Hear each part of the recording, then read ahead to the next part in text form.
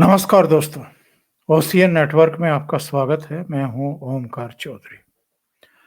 शुक्रवार की शाम को इंडिया टुडे के एक कार्यक्रम में भाग लेते हुए अरविंद केजरीवाल ने फिर एक एक दांव चला है और ये दांव है अपनी विफलताओं को स्वीकार कर लो, जनता से हाथ जोड़ करके माफी मांग लो और कहो कि साहब मैंने जो 5 साल पहले आपसे वादे किए थे, वो मैं कर नहीं पाया हूँ, यानी मैं झूठा साबित हो चुका हूँ, तो मुझे माफ कर दो और अगले 5 साल के लिए मुझे फिर से मौका दे दो, सरकार चुन लो हमारी और मुझे फिर से मुख्यमंत्री बनाओ।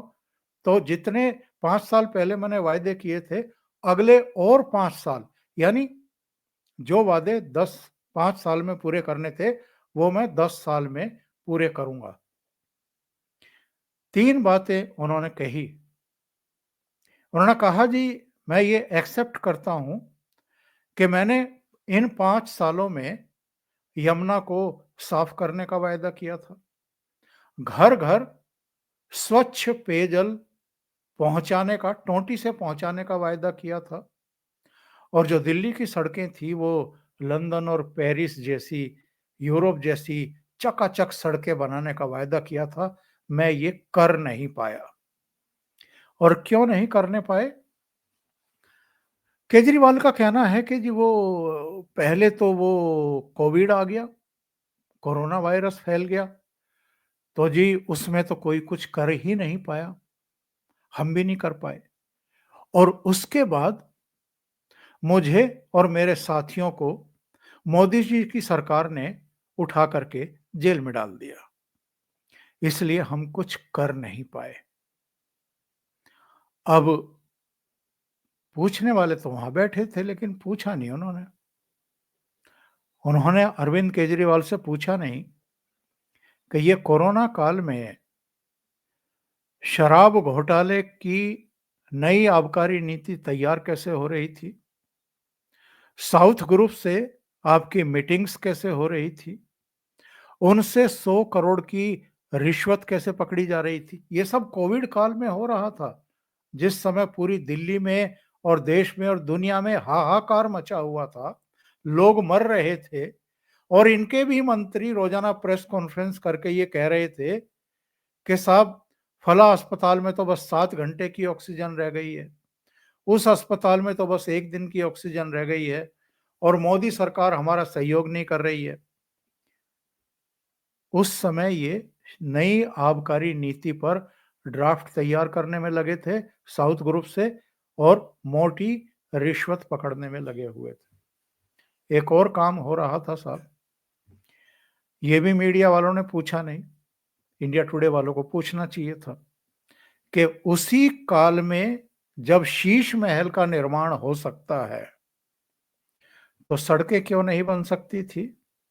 घर-घर आप पेयजल क्यों नहीं पहुंचा सकते थे? जलकल विभाग का काम क्यों नहीं हो सकता था?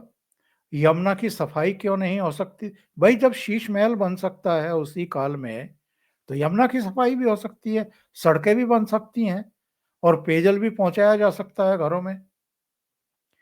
जब उसी दौरान नई पार्लियामेंट का निर्माण हो रहा था, उसी दौरान सेंट्रल विस्टा बन रहा था, राजपथ के दोनों ओर मंत्रालय बन रहे थे, तो फिर ये काम क्यों नहीं हो सकते थे? लेकिन करने की नीयत नहीं थी। ये प्रेस कॉन्फ्रेंस के जरिए अपना चेहरा चमकाने में लगे थे और केंद्र की मोदी सरकार का चेहरा बिगाड़ने में लगे हुए थे। हर नाकामी के लिए ठीकरा एलजी के सिर पर और केंद्र सरकार के सिर पर फोड़ने के आदी हैं। इनको लगता है कि जब ऐसे ही काम चल रहा है तो ज्यादा परिश्रम करने की जरूरत क्या है, वादे पूरे करने के लिए योजनाएं बनाने और उनको लागू करने की जरूरत क्या है। जब प्रेस कॉन्फ्रेंस से काम चल रहा है, अपना चेहरा चमकाया जा रहा है मीडिया के जरिए और मीडिया बड़े आराम से प्रेम भाव से इनको दिखाता ही है, तो फिर काम करने की जरूरत क्या है? लेकिन चूंकि इस बार घिर गए हैं, पूरी तरह घिर गए हैं और इनको दिखाई दे रहा है कि सब कुछ लुट चुका है, जनाधार खिसक चुका है और बहुत बड़े संकट हैं, क्योंकि पिछले कई चुनाव में जो हरियाणा के थे, जो आपके राजस्थान, मध्य प्रदेश, छत्तीसगढ़ के थे, जो लोकसभा चुनाव थे, उन सब में तो इनको लोगों ने रिजेक्ट किया है। लोगों की समझ में आ गया है कि कट्टर ईमानदार होने का दावा तो करते हैं, लेकिन है कट्टर बेईमान। तो लोगों की समझ में आ रहा है, अब इनकी भी समझ में आ रहा है। मीडिया में इन्होंने 2020 में क्या कहा था, राजदीप सरदेसाई से बातचीत करते हुए, पहले वो सुनिए और उसके बाद शुक्रवार की शाम को इन्होंने इंडिया टुडे कॉन्क्लेव में क्या कहा है, फिर वो सुनिएगा। आइए सुनते हैं इन्होंने 2020 में क्या कहा था और अब क्या कह रहे हैं।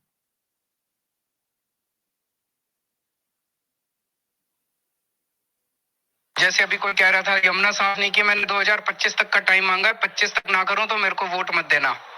इसी तरह से 5 साल का टाइम चाहिए, 5 साल के लिए। हम लोग 5 साल में ना करें, अगली बार वोट मत देना। हम ये प्ले करेंगे 2024 में कि 2025 में कि अरविंद केजरीवाल ने गोवा में कहा है कि if I don't clean up the Yamuna. Goa में नहीं कहा, मैंने 10 बार दिल्ली में भी कहा है। आप मेरी दिल्ली की बातें नहीं सुनते।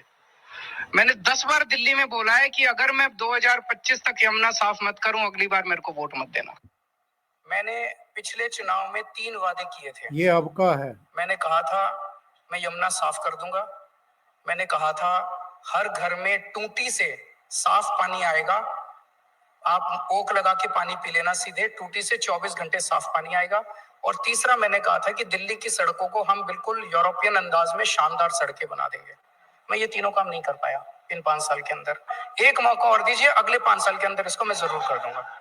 जैसे अभी कोई कह रहा था यमुना साफ नहीं की, मैंने तो अरविंद केजरीवाल कह रहे हैं कि साहब मुझे एक मौका और दो, यानी 5 साल के लिए मुझे फिर चीफ मिनिस्टर बनाओ, फिर से मेरे हाथ में सरकार दो, ताकि 5 साल बाद 2030 में मैं फिर कह सकूं कि भाई 5 साल में या पिछले 10 साल में मैं यमुना को साफ नहीं कर पाया, तो 2035 तक के लिए मुझे फिर सरकार में लेकर के आओ, मुझे फिर सत्ता सौंपो, फिर चीफ मिनिस्टर बनाओ और तब मैं देखूंगा कि मुझे क्या करना है। तो भैया ऐसे झूठे आदमी को, ऐसे वादा खिलाफ आदमी को, जो शीश महल तो बना सकता है कोविड काल में, लेकिन यमुना साफ नहीं कर सकता, जो शराब घोटाले के लिए नया ड्राफ्ट तो तैयार करवा करके लागू करने की तैयारी करता है और साउथ ग्रुप से पैसे पकड़ता है, जिसमें जेल की यात्रा भी होती है, 5.5 महीने जेल में रह करके आए हैं। मनीष सिसोदिया 1.5 साल रह करके आ रहे हैं। इनके दूसरे साथी संजय सिंह से लेकर के विजय नायर तक भी सब जेल में, और के कविता भी सब जेल में थे।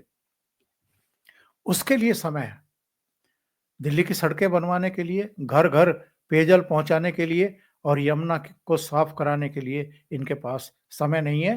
अगले और 5 साल इनको इस काम के लिए चाहिए। अब दिल्ली की जनता तय करे, इनके इसी तरह के झूठों में आना है या इनको इनकी जगह दिखानी है। अभी के लिए इतना ही। बहुत बहुत धन्यवाद। अगर आपको ये चैनल और इसके कंटेंट पसंद आ रहे हैं तो लाइक करें, कमेंट करें, वीडियो को शेयर भी करें। अभी तक अगर आपने ये चैनल सब्सक्राइब नहीं किया है तो सब्सक्राइब कर लें, साथ में लगे बेल आइकॉन को दबा दें। बेल आइकॉन में भी ऑल वाला बटन दबाएं, ताकि आगे जो भी वीडियो आते हैं उनके नोटिफिकेशन आपको समय से पहुंच जाएं। और एक बात और, अगर आपको ये चैनल अच्छा लगता है तो इसको अपने मित्रों को फॉरवर्ड करें, उनको भी सब्सक्रिप्शन के लिए कहें। और अगर आप कंट्रीब्यूट करना चाहते हैं इस चैनल को, तो नीचे लिंक दिए हुए हैं वीडियो के, वहां जाकर के आप कंट्रीब्यूट भी कर सकते हैं। बहुत बहुत धन्यवाद। नमस्कार।